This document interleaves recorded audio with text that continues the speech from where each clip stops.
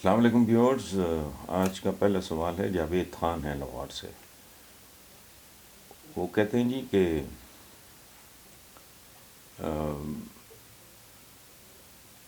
میرا سوال اتحادی حکومت سے متعلق ہے. وہ یہ کہ ریکارڈ ایک کے معاملے پہ حکومت اور اتحادی جماعتوں میں پھوٹ پڑ گئی ہے. اختر مینگل ایک بار پھر حکومت چھوڑنے کا سوچ رہے ہیں. آپ کیا سمجھتے ہیں کہ یہ حکومت اور کتنے دنوں کی مہمان ہے؟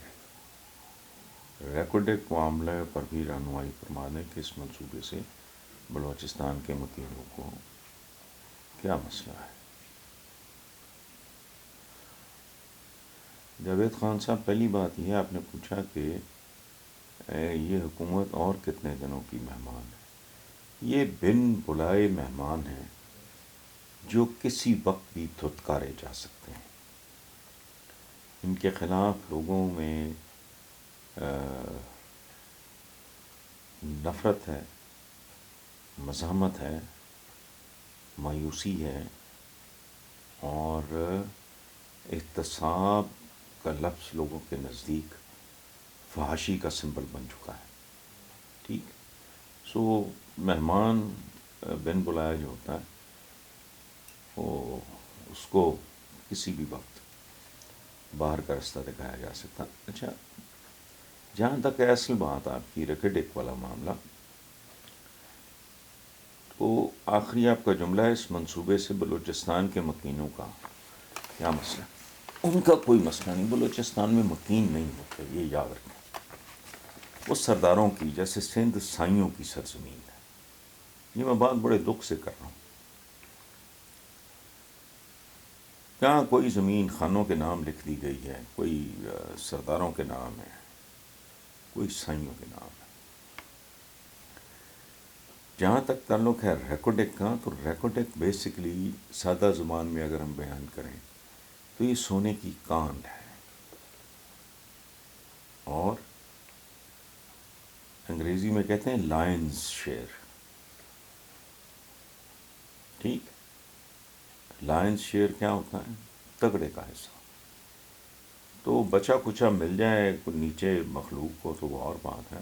بیسکلی وہاں یہ ان کی ٹاپ پریورٹی ہوگی. اور ان اے وے انڈائریکٹلی یہ شاید ٹھیک بھی ہے، کیونکہ اس ملک کے جو 40 سال تقریباً پلس مائنس حکمران رہے ہیں، اور وہ میں اس لیے کہہ رہا ہوں کہ یہ اگر اپوزیشن میں بھی ہوں تو حکمران ہوتے ہیں. یہ یاد رکھیں آپ.